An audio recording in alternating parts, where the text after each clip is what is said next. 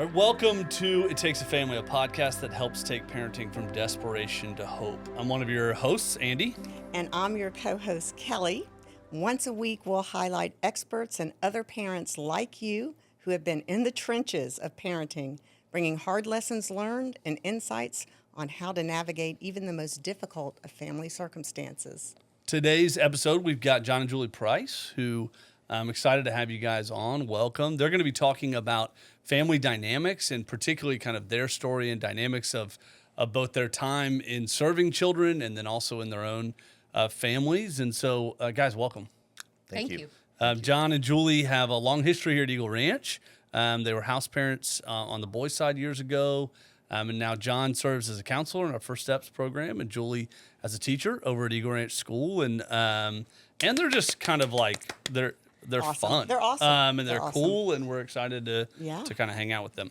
So we'll start where we always start, and that is kind of framing within like your family. So here's the question. Tell me about the family you grew up in and the one you lead now.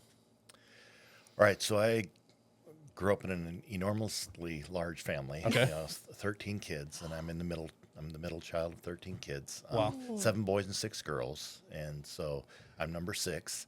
And so that was an interesting experience, but if that's what you grow up in, you don't know anything else, right? All the same mom and dad? All the same mom and dad, right? So, okay. yeah.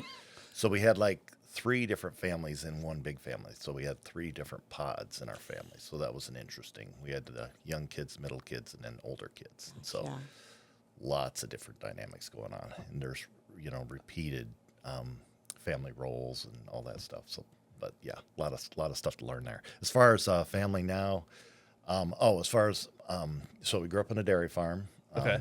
And that was an interesting experience. And a lot of hard work, and the boys worked in the barn, the girls worked in the house, and that was the way it was. Dad was the main disciplinarian in the home. Mom was the kind of the nurturer, the spiritual leader in the home. So, yeah. Wow. 13 kids, like That's its own episode, but we'll come back to that. for sure.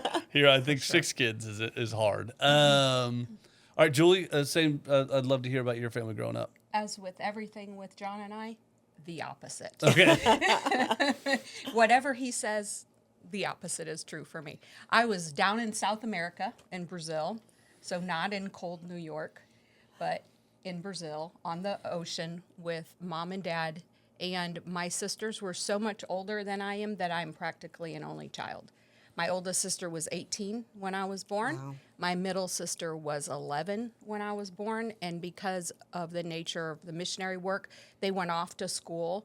So in high school, we went away to school. So at the age of 4, I was already all by myself in the house, 3, 4. So only child, last born. And then Brazil, I just, ran wild and free. I was quite, strong-willed and independent, and just kind of put my mom and dad through a lot. So your parents were missionaries in Brazil. Mm-hmm. At what point did you come back to the States in that whole process? When I was 18. Wow. I came back. We came back for a short period of time 3 times in my life. So once when I was 3, then 9, and then 15. So, but it's very short time period, and then right back to Brazil. So I fit very well into the Latin culture, but I don't look Latin. So they often look at me like, what in the world? And then I explain, they're like, oh, okay. So a lot of my passion and my just zest for life, my husband says I speak in capital letters. So anyway, it's part of my personality, but it's also part of the culture that I grew up in. All right, and what about the family that you're co-leading today? Tell us about your family from your perspective. So both of our boys are adopted. My oldest is 23, and Our oldest is 23. Sorry. That was going to be a bombshell that I was about to learn about There's a John little and Julie. dynamic going on right there. All right. Yes, our oldest is 23, and You guys and then the adopted next this one- child yes, together. Yes, Okay. we Okay. did. We were both in agreement. And then his younger brother's 17. I thought about that when I said that. I'm like, Okay. I probably should include you. So, Awesome. and we're so yeah. glad to have you all here today. Yeah. And our oldest grew up at the ranch. He was 3.5 when we became house parents. Okay. So his early memories are here at Eagle Ranch in a house with 7 teenage boys. So talk about just taking this only child at that time and then just putting him into a house with 7 teenage boys. And then Elliot was born and adopted while we were living here at the ranch. So yeah, this is a big part of their whole life. All right, so I mean, it's like to say this is the most obvious statement. Like your backgrounds are unique, and that you even like kind of bring you guys together. Like there's a lot there in terms of missionary kid growing up in Brazil, cross cultural experience, and then dairy farm and siblings and. I find it all very fascinating. It is fascinating. and we can spend all the time just like asking questions about your family dynamics, and that's part of it. But I'm a little bit curious, like how did you end up in almost let's call it like child welfare work? Like what is it about your backgrounds and then like you guys met and you ended up in doing this type of work? Why was that? What brought you to this point? Well, I'm aware of this now, and I share this quite a bit. So my training didn't start in college and getting my master's degree in counseling. My training started when I was born into my family, the way I was.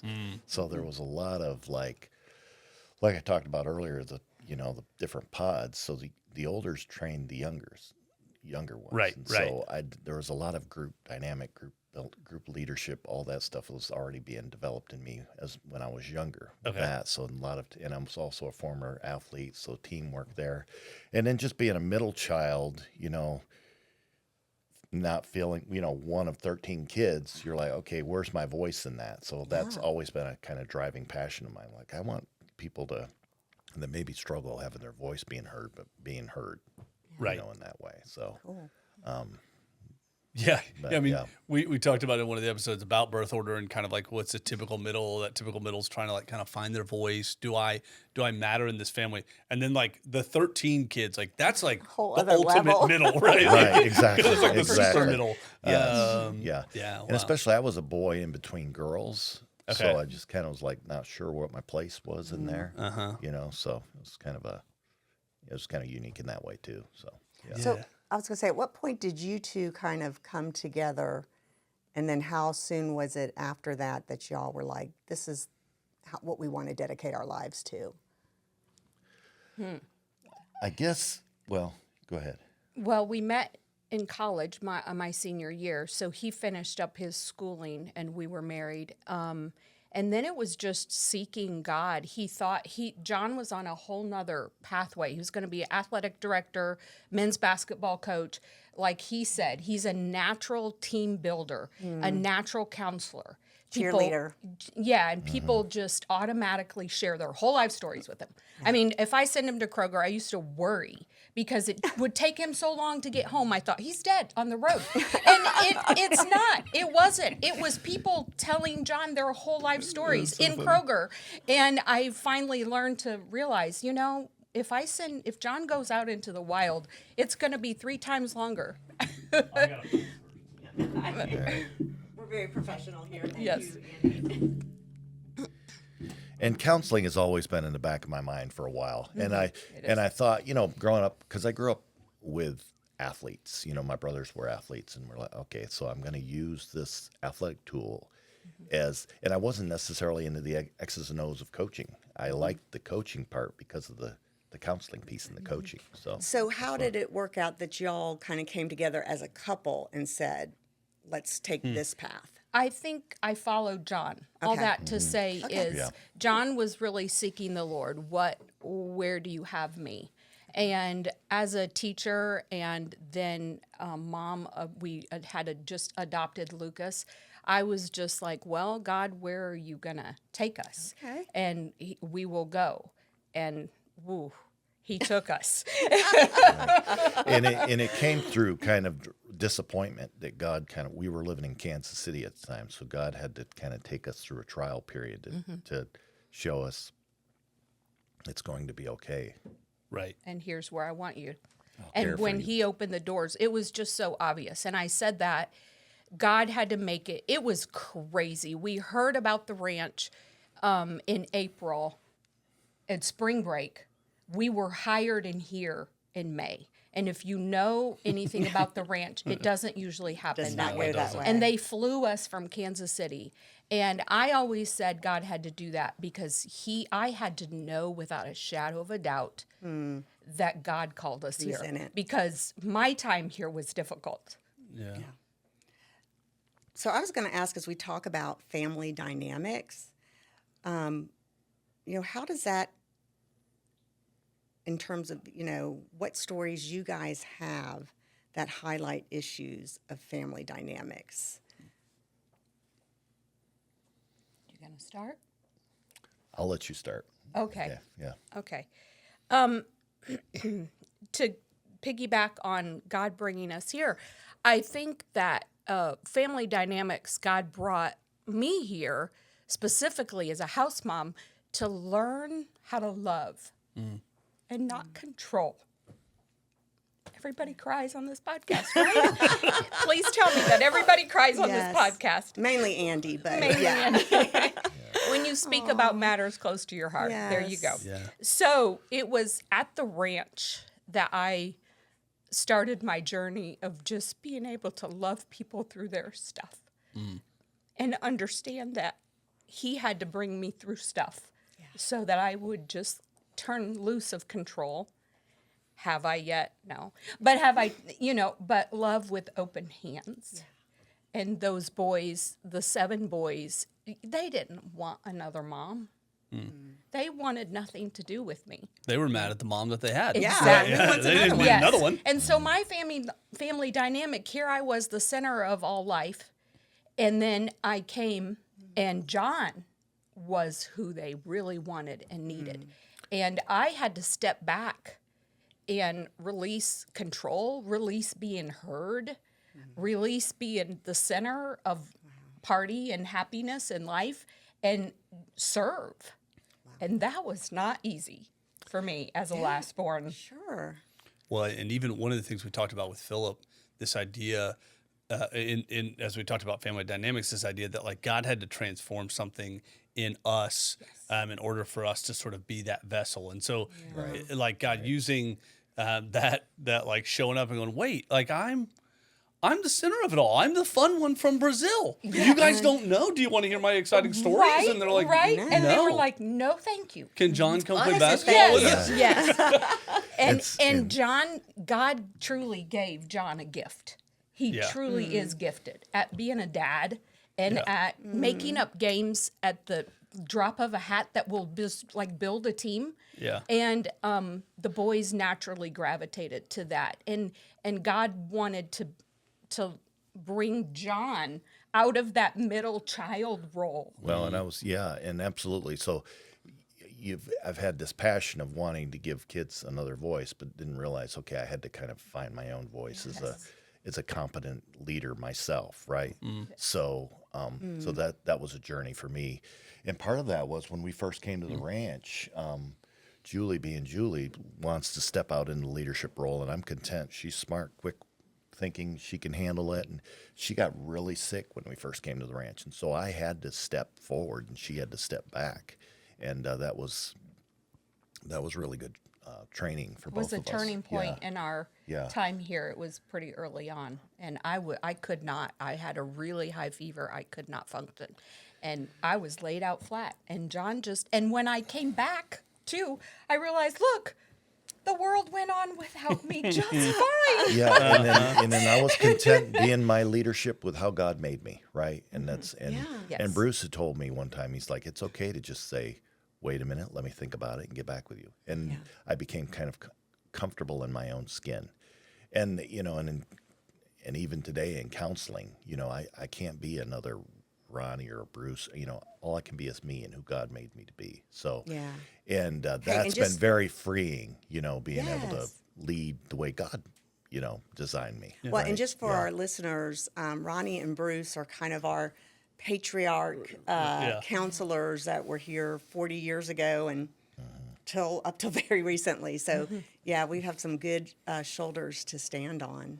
Well, and as both of you guys are talking, I'm like thinking about kind of the whole of this season has been talking about whole family healing. But one of the themes that's come out as we've talked with folks is just this idea that as we talk about family dynamics, like Julie brings into your marriage dynamics, John brings into your marriage dynamics, and then like having to navigate that thing and understand enough about your own story to recognize it probably didn't happen immediately. You probably didn't walk in and go like, "Oh, I love being controlling," right? But like, but just this idea that like some of that you've had this time to look back and to see, but you had to come together. You had to figure out how to do it together. But each marriage and every family has dynamics that are at play, whether you recognize them or not, Right.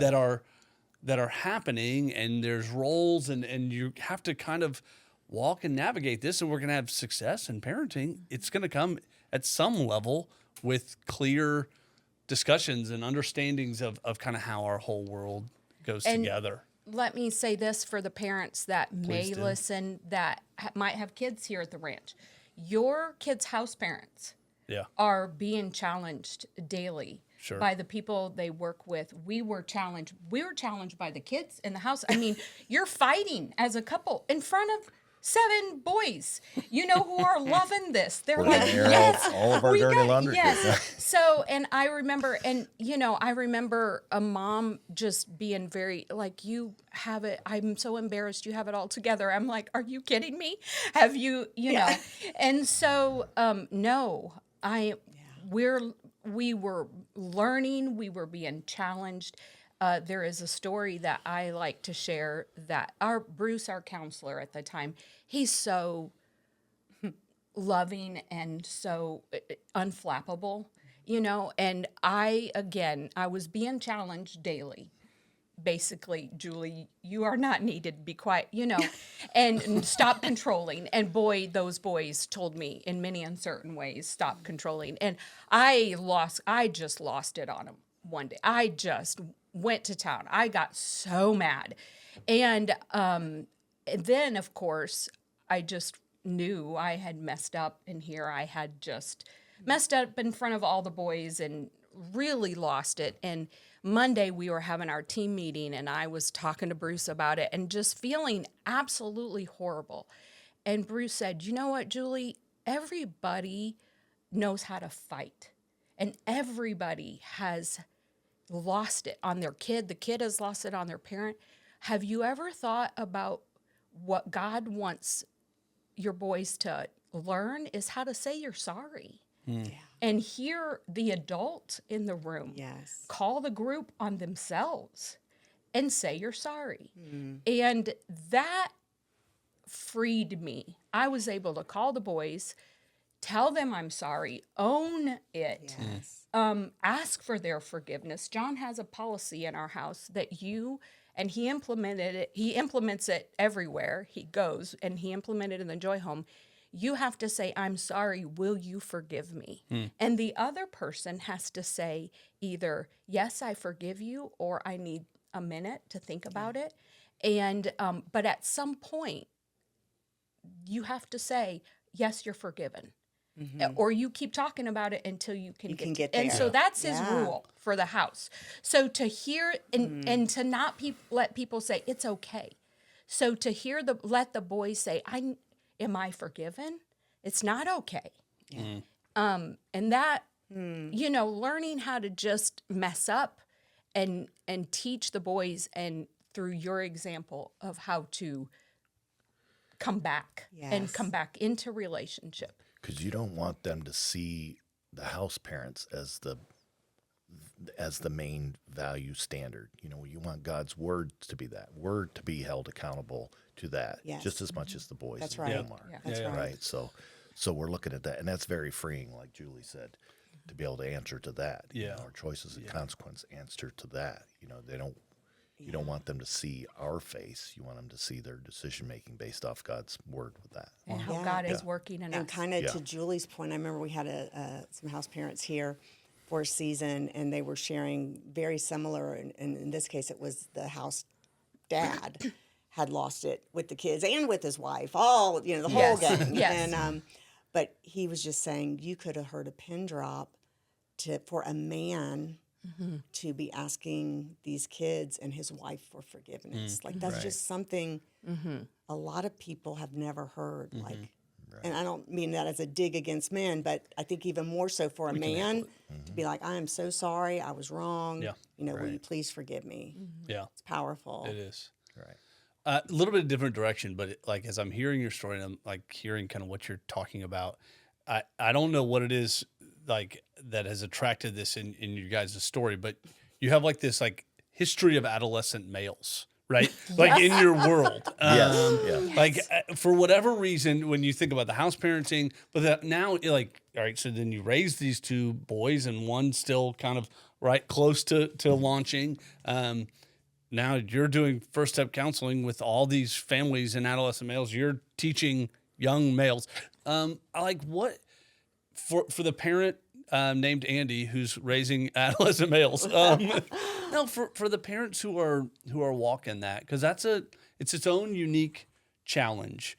Kind of what were some of the challenges that you've walked throughout your time in terms of raising young men, and then kind of what advice do you give around communication or whatever it might be with these guys?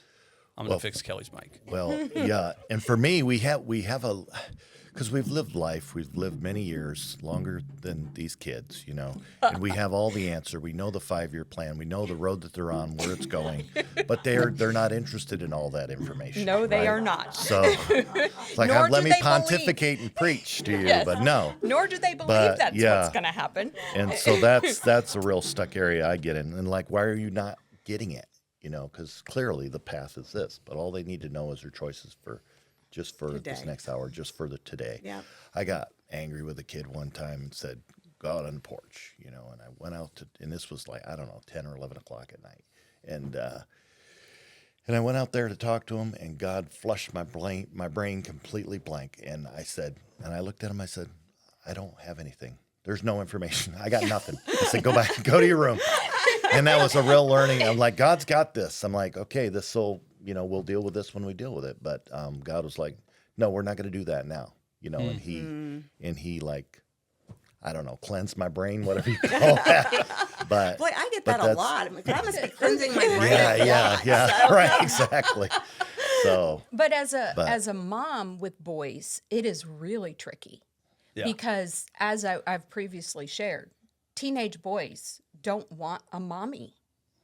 So learning how to parent and communicate with teenage boys and giving them the respect that they so crave, that's the big piece of being a mom with a teenage boy. Yeah, talk about. Give us like your top 3 or 4 tips for a mom with a teenage boy. So I'm hearing respect. Yes. Okay, what else? Respect. They need to be heard, and they need to know that their opinions and their thoughts are valid. And I, again, want to control, the outcome and everything. And especially with our second born, I feel like it kind of just finally sunk in. But he keeps things very close to the chest. He does not communicate openly, and our oldest son talks nonstop. Our second born, you've got to really, and helping him communicate with me in a way that he feels that he has something to offer, and so it really meant me more asking questions than saying my opinion. And So can you just give us one quick example of that? yes. Okay.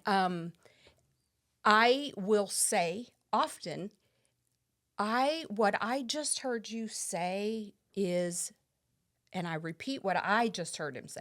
You would not believe how many times he's looked at me like I've had two heads and said, I didn't say that. And I'm like, I promise you did. I'm Like, did you mean to say? So then I go on to say, okay, what did I miss?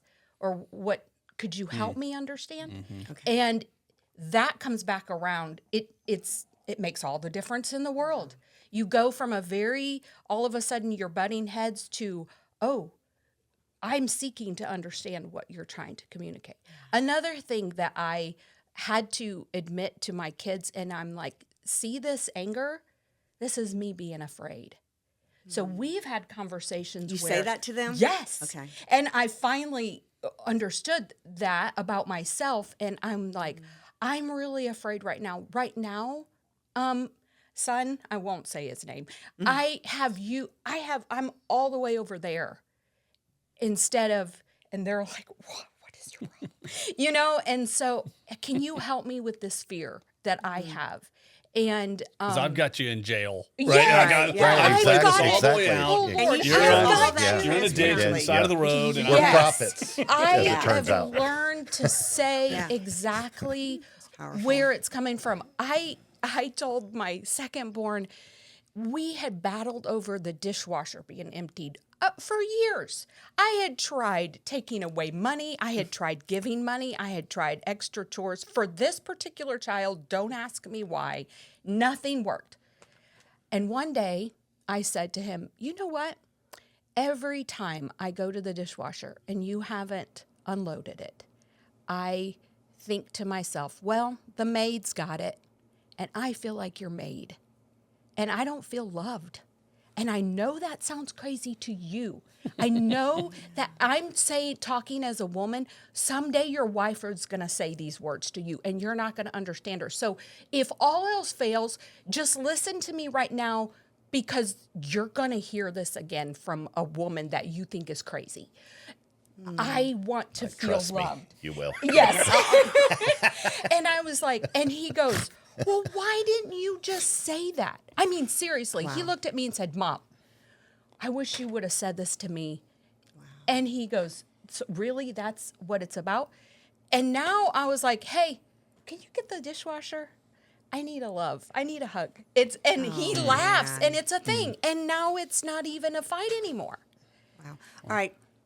We need to have them back. I know, yeah, for sure. Because we're about out of time again. Yeah, I know. Yes. Okay. Oh my gosh. And Y'all. it came with the place. I want to say one more thing. Just this summer, the same kid that I couldn't get to talk, I asked him on the porch, what do I do that makes you not trust me?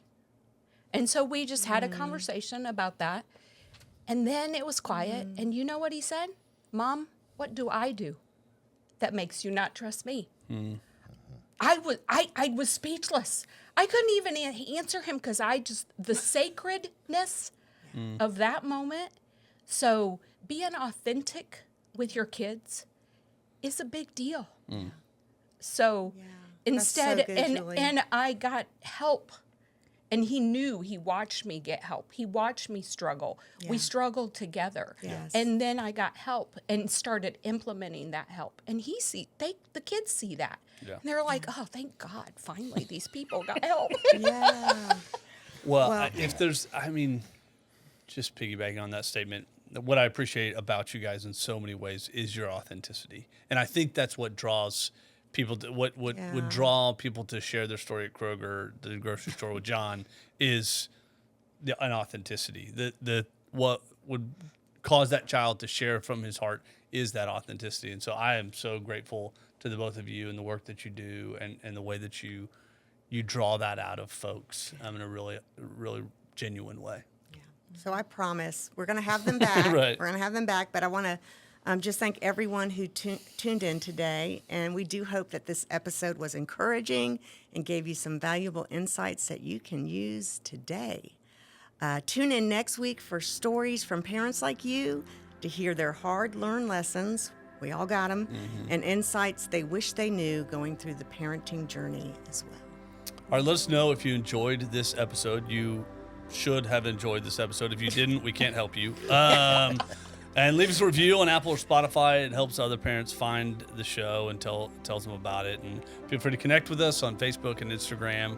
Let us know what topics and questions you may want to listen to. John, Julie, thank you so much for being a part of this. Kelly, you crushed it as always. And if you see John at Kroger, make it short so I won't think he's dead. We don't want you to get angry.